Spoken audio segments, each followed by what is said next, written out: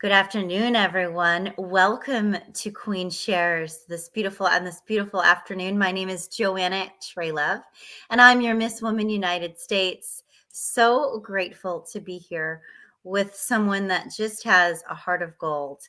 Sara Peterson, our queen from Miss Minnesota, is here to share with us some of her passion.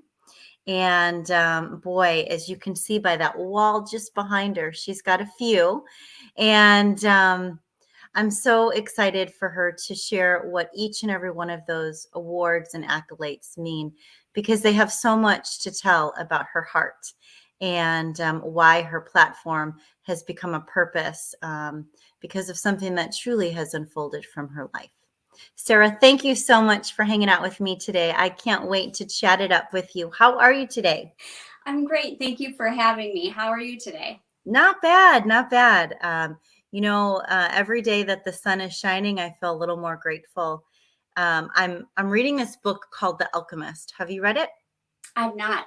It's a small little read. It's actually, I was flying over the weekend and I needed just a quick read. So it's a tiny little book. And the story's been around forever, but it talks about people's personal legend and how sometimes we forget when we do everything day in and day out, how precious our lives are.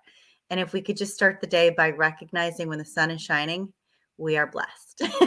So I've been like, the last couple of days just waking up going, yeah, it sometimes is as simple as that, to just trigger the day with a little gratitude. It makes all the difference. Yeah, So I love that because sometimes we get so wrapped up in the things that are going wrong or not the way that we want them to go. But we have yes, so many things to be grateful for. And even just stopping and saying, this is the one thing I'm grateful for today, it yeah. just changes your whole perspective and outlook on everything else that's happening. And it allows you to say, I can get through this. I have all of these things to be grateful for. Yeah. So I love Well, that. and I'm a sun chaser. So, when the sun is not shining, I definitely feel that I try to, if it's raining, I'm like, okay, it's raining. I love the rain. But when it's just flat out gloom, I'm like, So when that sun is shining, it perks me up. It definitely changes the way I feel. Oh. Now, I'm in San Diego and you're from Minnesota. What we were talking about this just a few minutes before we went on. What is the weather like there for you? Well, it's in the fall, so we have extreme weather changes. So if you've ever seen those memes about Minnesota, and I know you coming from Chicago, you've seen them as well, as you can have all 5 seasons or 6 seasons, I with miss the that so storms, much here. tornadoes to 90 degrees and snow and sunshine and rain all in the same day. We're in that we're in that kind of atmosphere Sounds right like now. my personality.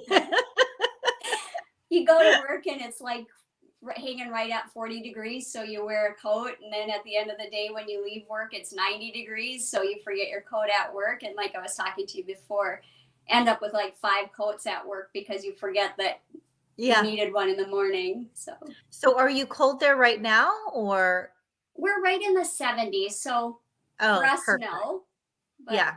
for Yeah. others it might be. And now you were telling me, and this was, I think, just one of the funnest facts that I learned about you. You volunteer. What do you do as a volunteer? A couple things. So volunteer firefighter EMT. Let's stop right there. You're a volunteer firefighter EMT. How did that come about? Tell me the back end story about this. Tell me if I drag on too long. No, When drag I was on. young, my dad used to plow fire breaks. So when there was big fires, he would bring the cat and the plows and stuff and plow to try to stop the fire from spreading to the next farm or to the next woods. And it was just always something that intrigued me when I was younger. But being 5'1", 80 pounds in high school, people were like, A "You'll little never do bit. it. You can never do it." Yes. After I got divorced, so 20 some years ago, I decided I'm going to go for it. And because one of the things that I've learned along the way is you can't let people, but you can't let yourself talk yourself out of things. And if I it's love that. fear, then you run towards it and you tackle it instead of, I don't want to be 90 years old running with the trails and saying, Yes. I wish I would have done that, or I wish I would have tried. So I became a firefighter many years ago, and it's just something that I've always wanted to, and I've always loved giving back to the community. And I've delivered 3 babies. So none of What? them are named after me either, but I would rather be in a 1200-degree house fire than deliver another baby. But I have had to That's deliver 3 babies. So awesome. So, okay. So, first of all, I really think that the whole running towards fear is just part of being fun size, right? I yep, wonder how many tall people have that same record and statistic like fun size girls you and I have, right? I think just knowing that we're little, we're like, I can do it. yep. What do you mean? I can do anything. Right? Would you not agree? Yes. And it's not always about the power, it's about problem solving, right? You Yeah. don't it doesn't have to be about, can I move a 250-pound person over my shoulders? Probably not, but I can drag him out of a fire, and I know how to drag him out of a fire, so I'm going to make him safe. So I it, love it's that. it's trying to use your brain versus your Right. bronze. And what is the training that goes into this? So is it different as a volunteer or someone that is an employee, or is it the same training? Same training, so it's Okay. a lot of classroom as far as tests and things like that to make Mhm. sure that you understand the different components of fire and how to save things. Right. Sometimes we call it surround and drown if the house is going to go, but we're going to keep it Wow. from going anywhere else. It's Yeah. surround and drown. Or if you're in the house, of course, you want to save people's personal belongings. So you go through different training on how to get the fire out with the least amount of water damage. Wow. And then, of course, the physical of it, so hauling the 4-inch or the 2-inch hoses, and, 2 in, 2 out. You never go into a fire alone, and you never come out of a fire alone. So, Wow. same training though. Wow. My son, when he was in high school, he was in the junior fire academy, Yep. where every once a month they would go in, and he really wanted to be a fireman. He couldn't his hands. He couldn't handle, all the knot tying and the ladders. I mean, it was a very invigorous training. I mean, that's no joke. So I really commend you for this. How do you today continue to keep yourself strong for this job? So I am a fitness advocate. I have a trainer too, so she You teaches us must be. quite a My bit. goodness, a little powerhouse. I love it. So I run, walk, or run, usually between 6 and 10 miles a day, usually 7 days a week. Wow. I train 6 days a week. And What? then when I'm not doing that, kayaking, boat, all of Yeah. that kind of stuff. So being outside helps. Amazing, amazing. And there's something to be said about that. The virtue of looking young and healthy, is such a result, as we can all see. I mean, you look so youthful, and Thank you. and for being such a little fun size, you got some power there. Good job. So what was your biggest fire? What was your biggest you know, yeah, I won't even say it any differently. Tell me a story of one of your most heart-trending and biggest fires that you endured. Well, probably the most heart wrenching, but it had a good ending. So I won't share Okay. a story that's bad at ending, but fighting a fire, and then it had spread to the barn. Um, Oh, got all the animals out, had a couple dogs that we had to go in, and being the fun size one, I'm the one that yep, gets you get could do shoved into it. the small corners. And there was 2 German shepherds that were stuck in the fire. They got their fur burned a little bit, but they were both saved, and they both made it after that. So that was probably, never had to pull a human out of a fire. They've been always out of the house before I got there, but I Right. got to save 2 dogs from burning. So Wow. What a hero you are. Has anyone ever called you that before? I had one gentleman, so actually at work, but being a firefighter EMT, one of our employees had a heart attack and died, and I did CPR and brought him back, and so he called me his Wow. hero. So, Yeah, I mean, and that's just it. Not only are you a queen, but you're a hero, right? Let me just get that straight. And I have a feeling you're going to tell me some more things about me that are just going to blow me away. So, without further ado, let me just say thank you. Thank you for what you do, because, there are a lot of things that people can do to volunteer. and to choose to go into a burning house to help someone, even if that's a dog, is a pretty heroic heart. God Takes a bless you for team. that. Yeah, From the yeah. dispatcher to the person that's in the fire, it takes us all to get it done. And so you're humble too. Humble, a humble hero. Beautiful. I love it. So I'm going to totally make you brag. Okay. Okay. And I notice all those beautiful awards behind you. I can't help but notice them. They're shining at me. So as humble as I know your heart is, tell me what each one of those has meant to you and what they've done in your life. Well, so the first light, I got to see which direction I'm pointing here. The Mhm. first blue The one blue. is my associate's degree. And so went through a divorce like many of us have in the past. And so I was a Mhm. single mom. I went back to school and I got my associate's degree. So that one's probably has the most meaning because I was working 3 jobs and raising 2 kids and going to school. And I was an EMT and firefighter at that time as well. So, burning the candle at both ends kind of thing, Yeah. but probably felt the most accomplished getting that degree and also having a 4.0 during that whole What? time. So probably means the most. So you're a queen. I'm just going to count this out. You're a queen. You're a hero. You're humble and a mom, and you're smart. I'm not sure if I have enough fingers here. Keep going. Bring it And on. then Bring it the on. next two is my bachelor's degree. So I have a Okay. bachelor's degree in business management with a minor in communication. And then the burgundy one is my master's degree in HR. Wow. So how does that unfold in your life? What do you do with all of that education and wisdom? So I'm an HR professional. So I have a group of 33 people. I always say that I support them because they're the ones that do the job. But I have 33 people that report directly or indirectly to me in the Awesome. HR world. And I work for a renewable energy company, and it's the largest, Blattner Energy. It's the largest renewable energy company in the country. And tell me what renewable energy means. What does your company do?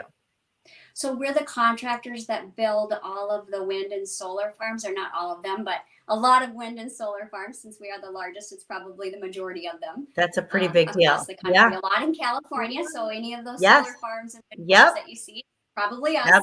Yes. And then Texas. So those are the two big states that we work in. Wow. Wow. You're kind of a big deal. You're kind of a big deal. I love it.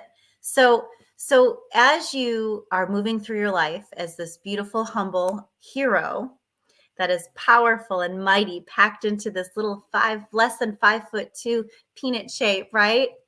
You decide to be purposeful as well in everything that you do. And I've listened to a few of your reasons why, and I would love for you to share with all those that don't already know what your platform is and how you are using your platform as something that has sort of transcended in your heart and become now something that you care about and move through as an activist and raise awareness for. So I've been an advocate for our veterans for about 30 years, actually a little bit over that. So about 30 some years ago, my husband at the time, who was a Marine, had served in the Desert Shield, Desert Storm. So again, that kind of ages me a little bit for those of you that know when that happened. But he came Wow. back a different man and struggled with mental health. And we tried to find things to help him, and PTSD, even though it was kind of diagnosed in the Mm-hmm. Vietnam or shortly after No Vietnam, joke. people Yeah. really didn't want to especially with military, they didn't want to talk about mental illness or mental awareness with our military. And in many cases, they were being told, and I was even being told by the Marines, not to share if my husband at the time was going through any type of night terrors or anything else like that, because Yep. it made them weak. Made them look And weak. You're right. yeah, so it was, you shove it under the rug, you go to the bottle or whatever you need to do to cope, but you don't have a mental health issue. And, at the time, he turned to, negative resources and things to try to cope. Sure. And then our marriage failed. And again, probably other things in there as well. But the biggest was just the lack of support and the lack of help. And I saw that and I was like, there's no other family that's going to go through this. And of course there has been, but my goal is that families get the help. And looking at preventing veteran suicide, it has to start in the military. It's got to start when they're active duty, when they come back from war, when they see what they see or do what they have to do, whether it's survivor's guilt. And that's a lot of it too. You come home, whether you're wounded, physically wounded or mentally wounded, you have this guilt that others didn't make it. And there's classes. So on paper, it looks like we have all of these great resources. Yes. But there's still the stigma of don't share that you have night terrors. Don't share that you have depression or anxiety or thoughts of suicide. Because again, it's going to make you look weak. So my work is trying to get that fixed. So I've been working with congressmen, senators, been talking across the country with different advocacy groups to try to get to that source and break that stigma, because that's got to stop first. The other part of that is my volunteer work, which is the triage is what I call it, around now that they're out, how do we help those servicemen and women and organizations that can provide those resources and tools to create that environment for them to have a safe healing place where they can heal with honor. And that's my secondary goal is to have that set up for them.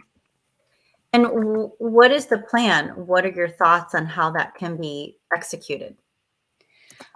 Well, starting, like I said, with the breaking the stigma within the military and talking with senators and governors and representatives that I have been doing, it's keeping that voice being heard. So I challenge those of you that are listening tonight to really pay attention to when there is veterans legislation at the polls, things that we can do, because you may not know what to talk to or what to say to a veteran to see if they're struggling or not. But behind the scenes, we can vote. We can make sure that our voices are being heard to take care of our veterans. The other part of that would be donating, whether it's donating goods for a local organization that's helping our veterans, especially the homeless veterans, to just making a donation to a cause that's going to help our veterans. And can you recommend any to donate to or to support? Yeah, so there's so many of them, right? So locally, we have this great, it's 124 acre, I call it a ranch. It's called the Eagles Healing Nest in Sauk Center, Minnesota. And it's a place for our veterans to heal with honor. Eagles Healing Rock Nest? Eagles Healing Nest. Okay. And I'm just writing that down for people that can they have about 80 or 90 veterans there at any given time that live there. And they go through recovery, whether it's physical recovery or recovery for PTSD, and they have all kinds of services and stuff. So it's a great organization to donate. On the other coast, in Virginia, there's called Operations First Response, which is also a great organization. Peggy over there is doing a great job. So I work with them. Big projects like Wounded Warrior Project is a great one that everybody's kind of aware of across the country. So, and then all you have to do is reach out to your VFW or your American Legions, and they have some great local. So if you like to keep your money locally, that's great too, and donating to those types of organizations. Beautiful, beautiful, beautiful. You know, you don't hear as often as I feel like we should, people getting involved in this. And I do agree. I think that a lot of military is handled in-house, right? You don't hear a lot of people talking about some of their inner struggles. I was a young mom and I was newly divorced, and I hired a moving company, and it was called it was amazing. Oh goodness, the name forgives me. this is going to drive me crazy. But it was a bunch of Marines that showed up to help me move. And let me tell you something, a mom of four, it was a big move for us. And I was so nervous and worried and scared, all the above. Mm-mm. These men, or should I say gentlemen, showed up and handled business. I mean, there was nothing left unturned. I felt so secure and so taken care of. And one particular gentleman kind of stuck around and hung out in my life for about 5 years. And he turned out to be a great love of mine, truly.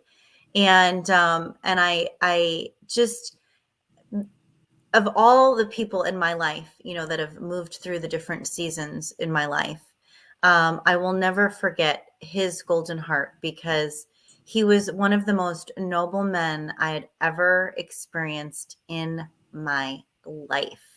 Right. And it was so hard for me. I had no real experience with the military or being a military family. Right. So I didn't understand some of his struggles that he was going through.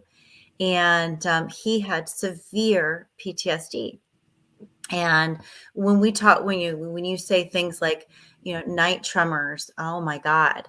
I mean, there was a night I woke up and his fist was in the air and he was like ready to, hurt someone or something. And I, as someone that was fully aware of what was going on, could not understand the struggle, but you could see it. And his anxiety was so profuse that it would make his face twitch. The PTSD was manifesting in his physical body in ways, because like you said, they're trained in so many ways to be so many things for so many people, but they're not trained to show up for themselves. And not having those self-care and self-love skills is killing them, literally and figuratively. So for me, when I listen to what your passion is about, I firsthand, just feel with you so much, because there's so much truth in what you're saying in regards to, they don't have those skills for themselves. And they're doing so many things for our world. They're caring, they're saving, they're creating so much for you and I right now. But yet no one is able to do that for them in return. And that to me is the greatest disservice, because it's sad enough that they have to go do and see and be what they have to do in different times of our lives that we will never understand or know. But when they come back, into this world of civilians again, it's not an easy transition. It's almost easier to stay as a Marine and as a warrior than to become that homeward bound civilian again, where things are not full of those survival skills. So having that safe, having that safe place for them to heal is huge. And I'm a survivor of violence and abuse, and I know that I could never be the peaceful warrior that I am if I didn't have safe places that allowed me to feel. And you have to feel in order to heal. But the tricky part is, if you're a man, you're already living with this stigma, that you can't be, show emotions, or you can't show all those feels.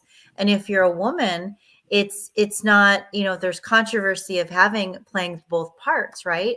Yeah. And so to have those safe places to recover, truly recover, from some of those things that we wish they had never seen or felt or had to be, is got to be probably one of the most important offerings that you could ever give someone from the military.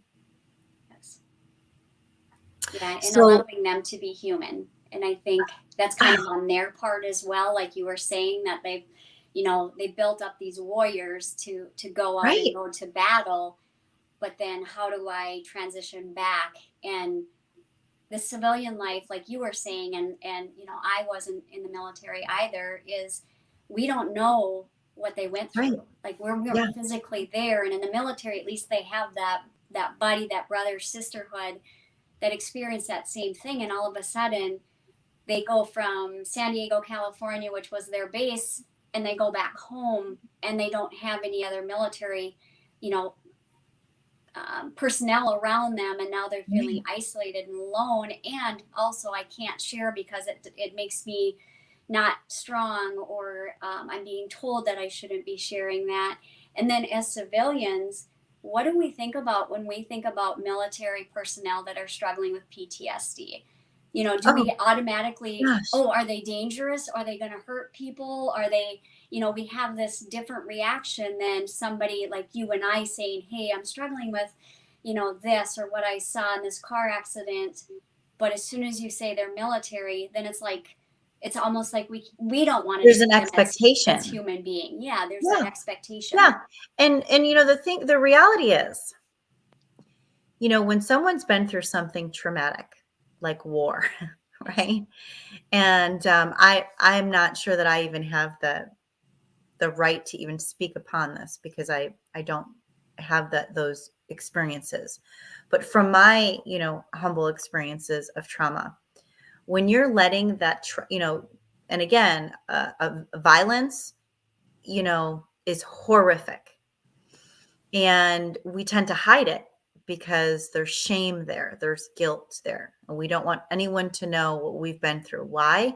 I'll never understand that. Why, whoever was that seed that taught, that first human to tuck it away and keep it a secret. I'd love to have words with them. Right. But when we've, especially the longer it's been pushed down and put away and unresolved, right? When it finally comes out, it's not pretty.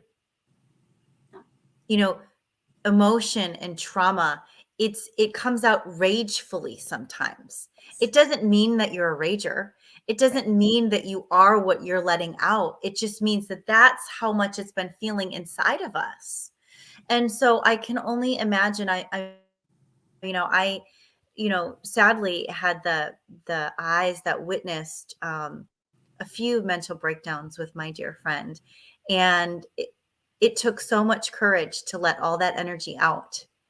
But it was scary. It scared me. And, it took a lot of brave, in my opinion, a lot of bravery to surrender and let it be. And let it just be whatever it looked like, whatever it morphed into, and to let it out. And, there's this like twofold, right? People see people showing all this emotion, feeling all this stuff. It's not looking pretty. So we better give you something for that. Yeah. Because we don't want that all falling out. That's going to look this way or that way or this way. So let me give you something to numb that. And that's the one thing I'll never understand.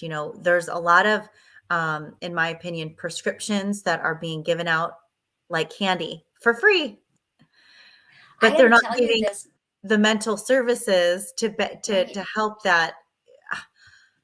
And that's just a whole nother layer to the problem, right? Yeah. And I'm not a doctor that, can tell you which ones are right and which ones are wrong, because there is a place, right? We Sure, had a sure, veteran sure. that I was this is talking just to. us talking, but yeah. Yeah. There was a veteran that I was talking to, and 18 different medicines that he was on at once. Oh, yeah. So how are they supposed to work through their PTSD, anxiety, depression, whatever the Well, no, now they have classification all you want these to side put? effects from different pills, Yeah. and Yeah, it and just the adds phone layers. calls that they have for their mental health are more around, how are the medications working? Should we shift your medications versus what's going on with you? Let's walk through, let's get that ugliness out, let's talk about it. It's all about, Right. how do we keep that down, or how do we keep you mellow, how do we keep you calm, and how do we give you different medications? And is it true that if they do acknowledge that there's something going on in their mental health that isn't, well, that it could disturb their rank or their possibility of continuing their work in the military? Is there truth So to that? that's the unwritten things that do occur when you do say, hey, I'm struggling with this, whether it's if you're over in another country and you're serving over there and you mention Mhm. that, hey, I'm having nightmares or I can't sleep, I'm anxious, I'm depressed, those types of things, that it does impact whether they bring the individuals back home, so then they don't get certain ribbons because they weren't over in a certain theater at the Right. time. That will affect, maybe their ability to be promoted and things like that. So there's not a written word that says, hey, if you say this or if you do this, then it will impact your career. But I know, speaking from what happened to my ex-husband, but my husband at the time, is I was even told, do not share that or it'll affect his military career. Yeah. And I And I'm was the sure wife. that fear runs through them as well. Yes. Yeah, no. So, okay, these organizations that you are, involved in, and some of these things that you're advocating for are really proposing and supporting what exactly in the recovery? What does it look like? You had mentioned the recovery, the one recovery center, Eagles Healing. Yep. When someone from the military moves through that recovery program, what are they receiving? What kind of treatment and supports do they gain from that So it's experience? so individualized at the Eagles Healing Nest because it's about the veteran. So some struggle from alcoholism, or because of that was their coping Yeah, a mechanism, so they comorbidity. became a dependent on alcohol or drugs or whatever. So they're trying to work through that as well as their mental health. Some are recovering physically but then also mentally, so then their recovery course is different. So they Hmm. offer everything from equestrian therapy. So there's Horse horses on this therapy. place. They have Beautiful. chickens and cow, just kind of that farm feel in Yeah. places. They have on-site counselors. They have on-site chiropractic. They have on-site yoga, which you can So it's come a on lot of down and teach a class. holistic healing. So Awesome. there's a little chapel on there. They even have a TP where they do the smudging and things like that. So it's I kind of love like, it. you get to decide your path. They Sure. kind of help guide you, but it's not a 30-day program or 60-day program. Some veterans are there for 30 days, some are there for a year and a half. It's up to them where they are at with their recovery and when they feel, they call it soaring because it's the Eagle's Healing Nest. So whenever they feel like I they're love ready to that. soar, that's when they soar. And how does someone that's in the military get involved in this program? Do you have to apply, or can anyone just kind of come and go? How does that work? It's kind of an application process. They talk usually with one of the directors or one of the board members, and kind of talk through what they're going through. In some cases, there are waiting lists just because there's only so many beds. Um, it's Yeah. it's a it's an older. It used to be like a boys club or a boys. Um, I'm trying to think of the word for it now. Where when that youth were in trouble and they'd have to go. Oh, uh-huh. So it was one of the old mansions, and then it was left alone for a while. So when Melanie Butler, who's the director of it, when she took it over, because she had made a promise, she's the most amazing woman. You have to meet her. But her dad was a Vietnam vet, and she made a promise to him that she would take care of veterans, and Oh, that's her yeah. calling. And so she has created this Eagles Healing Nest, and so bit by bit they remodel the mansions and then open them up, and then they have more beds to It's serve the amazing. veterans. Well, and it very much reminds me of, women that, are fleeing, from domestic violence or, human Yes. trafficking. We have what we call safe homes. And in these safe homes, they have a recovery center for these women to get the treatment that they need so they can get back on their feet. And this reminds me a lot of that. And I think it's wonderful. It's so needed. Yes. My Uncle Wally, who really was my greatest father figure in my life, He was a veteran of Vietnam, and had a lot of health issues that came off of that war. And so it wasn't just one thing, it was many things that kind of vacillated and moved, as he aged and became, morphed into different, spaces and arenas for him.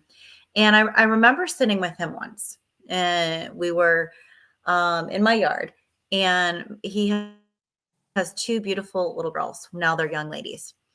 And his daughter, Natalie, at the time was in college. She's about 18.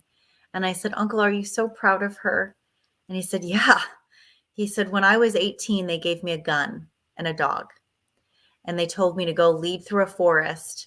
And they put me first in line because clearly they didn't think, anything of my life, because they wanted to make sure everyone behind me was safe. And I was going to make sure that me and the dogs went through with this gun and these dogs to make sure that there wasn't any traps.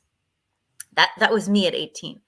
And I said, did you know how to even use a gun? He goes, no, they handed you a gun and you figured it out. You learned really quick how to use that gun because it was life or death.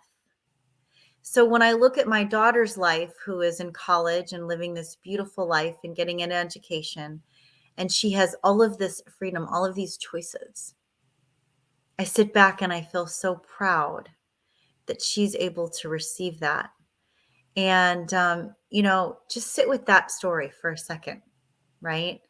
Because I know that my Uncle Wally is one of many men and women that share that same truth, in knowing that when they were 18, their life wasn't as simple as, what school am I going to? Right. And because of that choice, to be part of that journey, it changed, it shaped, it molded their life forever. And, may his sweet soul rest in peace. He now has a daughter that works in is a psychologist and works with veterans and helps them with substance abuse, because she understands how it affected her father and many other fathers and mothers probably too. And so it's so important that we, just like you, find our means of humanity and turn and help our fellow brothers and sisters in our world today. Because, you'll hear me say this often, survivors, the system is a system. It's full of paperwork. Right. No one will ever help a fellow survivor like another survivor. And it's because of what you've survived that you have the heart and have used that heart and allowed that to unfold in your life and created purpose and a space of humanity that brings awareness to me today and everyone else. I'm so grateful for that. So grateful for that. Well, I do it because If I there was, think, like your uncle, that's yeah, who has created the environment that we have, the choices that we have today, and being able to speak and be able to do the things that we do. They fought for our rights, and now it's our turn to give back. and I love how you had said that, in one of your deliveries, is to give them healing and honor.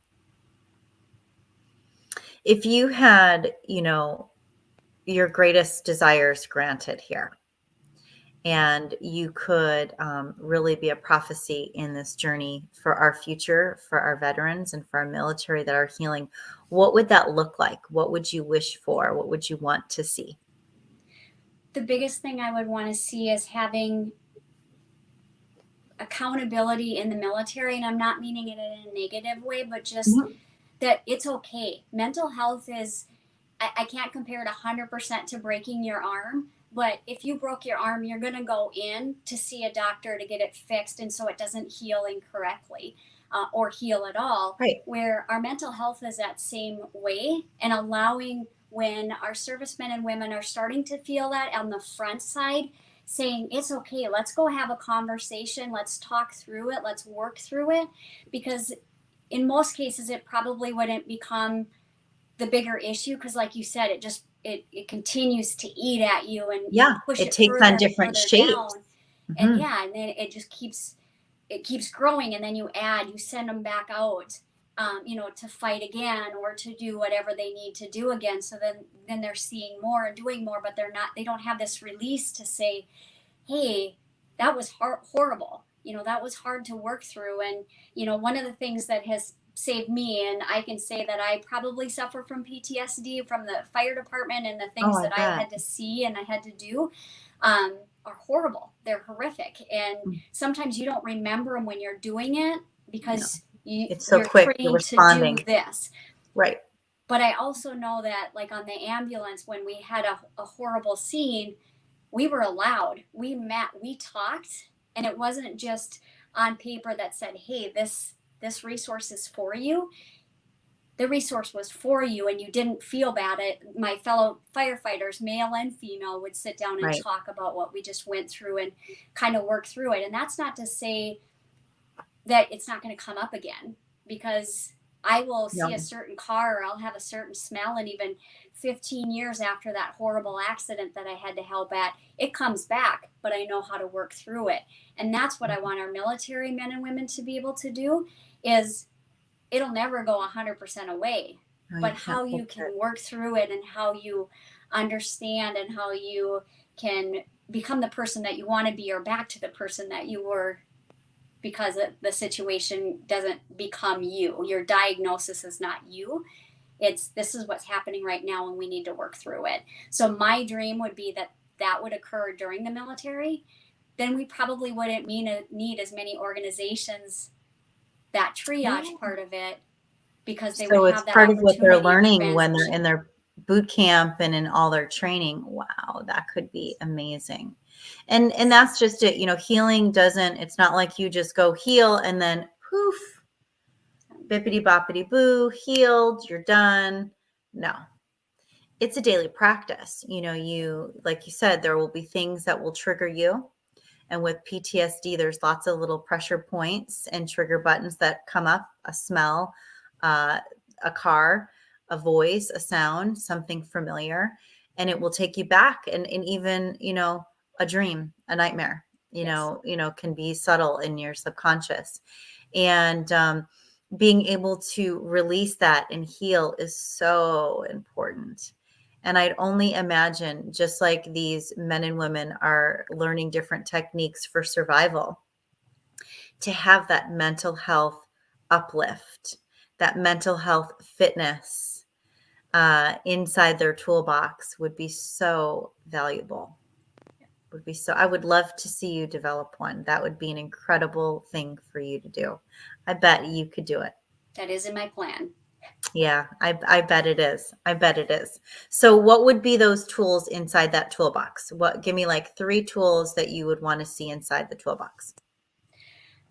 The tool of being able to immediately talk about the situation. So right now it is there, but before you go in there, there's a conversation that happens in that white noise that says, don't you check those boxes. Don't you tell them these things. Right. So then when I do go in, then I'm not going to share it anyway. You're not in trouble if you do.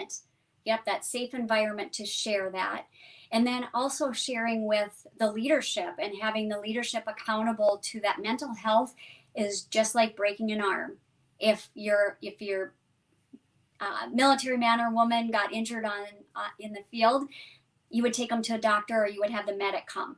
Same kind of thing. And then there would be a certain amount of time for healing and recovery, right?